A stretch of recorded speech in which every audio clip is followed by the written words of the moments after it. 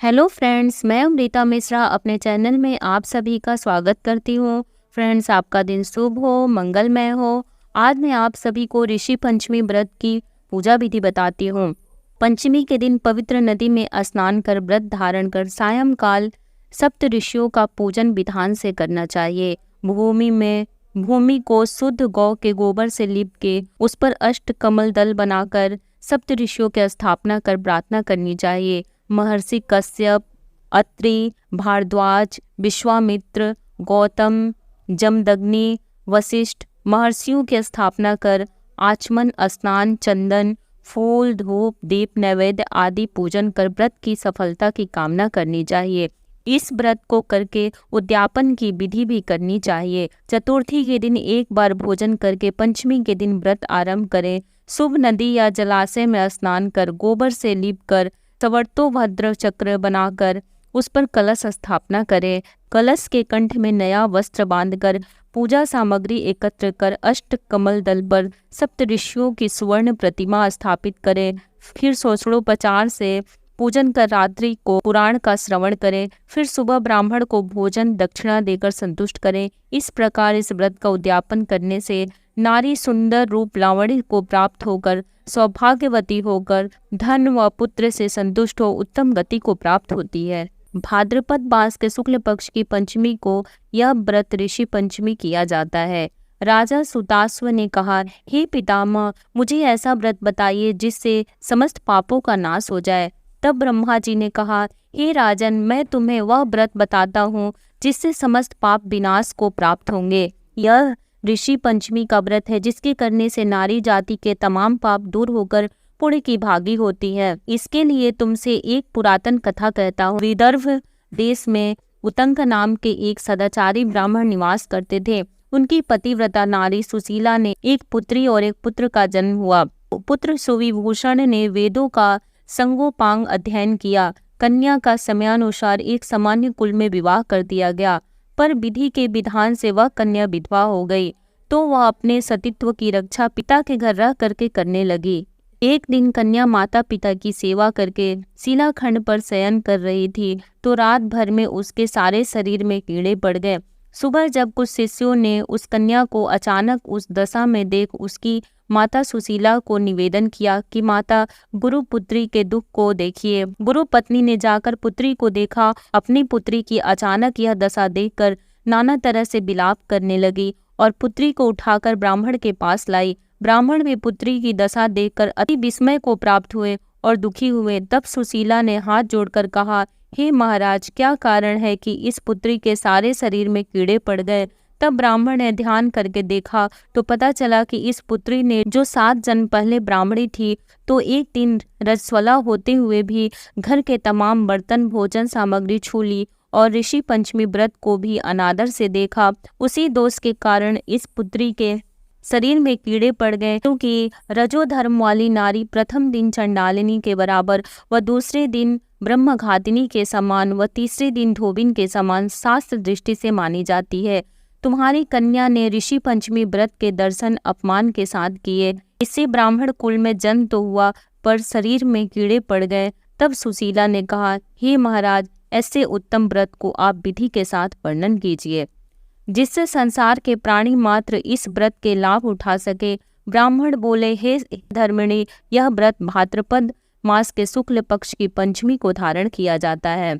दूसरी कथा भविष्य पुराण में इस प्रकार आती है कि एक बार महाराज कृष्ण से महाराज युधिष्ठिर ने कहा कि वह कौन पंचमी है जिसके करने से नारी जाति दोष मुक्त होकर के महान पुण्य को प्राप्त होती है। आप मुझे संक्षेप में श्रवण कराइए। तब भगवान कृष्ण जी ने कहा, हे राजन, भाद्रपद मास के शुक्ल पक्ष की पंचमी को ऋषि का व्रत करने से नारी रजस्वला से मुक्त होती है, क्योंकि जब इंद्र ने वृतासुर को मारा था, ब्रह्म हत्या का एक भाग नारी के रज में, दूसरा नदी के फेन में, तीसरा भाग पर्वतों, चौथा भाग अग्नि की प्रथम ज्वाला में विभक्त किया गया था। इससे हर जाति की नारी रजस्वला होने पर प्रथम दिन चंडालिनी, दूसरे दिन ब्रह्मघातिनी और तीसरे दिन धोबिन की तरह दोषी होती है। इससे उस दिन प्रति वस्तु छूने से अपवित्र होकर दोष होता है। इस ऋषि पंचमी व्रत के करने से यह दोष मुक्त होकर नारी पवित्रता को प्राप्त होती है। हे राजन, विदर्भ देश में जीत नाम का राजा था। उसी राजा में एक सुमित्र नाम का विद्वान ब्राह्मण था। उसकी पत्नी का नाम जयश्री था। एक दिन वह रसोई घर में स्वला धर्म को प्राप्त हो गई और वह समयानुसार भोजन आदि वस्तु छूती रही। इस प्रकार समय पाकर दोनों पति पत्नी की मृत्यु हो गई। मरने पर ब्राह्मणी का कुतिया का जन्म हुआ और ब्राह्मण को बैल का जन्म लेना पड़ा। पर दोनों को अपने तप के प्रभाव से पूर्व जन्म की बातों का स्मरण बना रहा और यह दोनों प्राणी अपने ही पुत्रों के घर में पुनः जन्मे। एक दिन पितृपक्ष में ब्राह्मण कुमार ने पिता की श्राद्ध तिथि में विधि के साथ ब्राह्मण भोज रखा था और अपनी पत्नी से स्वादिष्ट पकवान खीर आदि बनवाकर तैयार की। भाग्यवश एक सांप ने उस खीर में जहर उगल दिया। यह हाल वह ब्राह्मणी कुतिया बनी देख रही थी, तो उसने सोचा अगर ब्राह्मण खाएंगे तो मृत्यु को प्राप्त हो जाएंगे, इससे मेरे लड़के को ब्राह्मण हत्याओं का भारी पाप लगेगा। इससे उस खीर को कुतिया ने जानबूझकर जूठी कर दी। उस बहू ने कुतिया को इतनी मार मारी कि उसकी कमर तोड़ दी और खीर फेंककर दूसरी बना ली। फिर श्राद्ध कर सब ब्राह्मणों को भोजन कराया। रात को कुतिया ने जाकर अपने पूर्व पति बैल से दिन में होने वाली सारी घटना बताई। तो बैल बोला, प्रिय, तुम्हारे पाप के संसर्ग से आज मुझे बैल होना पड़ा और आज मेरे लड़के ने दिन भर मेरा मुंह बांधकर जोता है और अभी तक एक मुट्ठी घास भी नहीं डाली। यह सारी बातें वह ब्राह्मण बालक भी सुनता रहा, जिससे वह बड़ा दुखी हुआ। माता पिता को भोजन देकर वह दुखित मन से चला गया। उधर ऋषियों को दंडवत करके पूछा, हे महाराज, मेरे माता पिता कुतिया व बैल की योनि में हैं, वह किस प्रकार इस योनि से छुटकारा पा सकेंगे? तो ऋषियों ने बताया, तुम्हारे माता पिता ने रजोधर्म दोष से कुतिया व बैल का जन्म पाया है।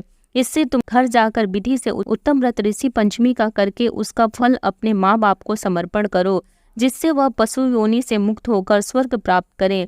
मुनियों से विधि सुनकर ब्राह्मण पुत्र ने घर आकर विधि के साथ सर्वान्न सहित भाद्रपद शुक्ल पंचमी को ऋषि पंचमी का व्रत किया और श्रद्धा से उस व्रत का फल उन अपने माता पिता को समर्पण किया, जिसके प्रभाव से वे इस क्रूर योनि से छूटकर दिव्य देव विमान पर आरूढ़ हो स्वर्ग को प्राप्त हुए। हे राजन, जो स्त्री इस व्रत को विधि के साथ करती है तथा श्रद्धा से सप्त ऋषियों का पूजन करे, वह नारी भयंकर दोष से छूटकर शीघ्र ही धन, पुत्र, पौत्र आदि सुख सौभाग्य रूप हो पाती है। इस व्रत को करना नारी जाति का मुख्य कर्तव्य है। इससे मन, शरीर आदि दोष मुक्त होते हैं। जो फल तीर्थों के करने से प्राप्त होते हैं, वे इस व्रत के अनायास नारी जाति को मिलते हैं। फ्रेंड्स, यदि ये कथा आपको अच्छी लगे तो प्लीज़ लाइक कर दीजिए, चैनल को सब्सक्राइब कर दीजिए, बेल नोटिफिकेशन को प्रेस कर दीजिए, ताकि जब भी मैं कोई नई वीडियो अपलोड करूं उसकी नोटिफिकेशन सबसे पहले आपको मिले। जय श्री कृष्ण। राधे राधे।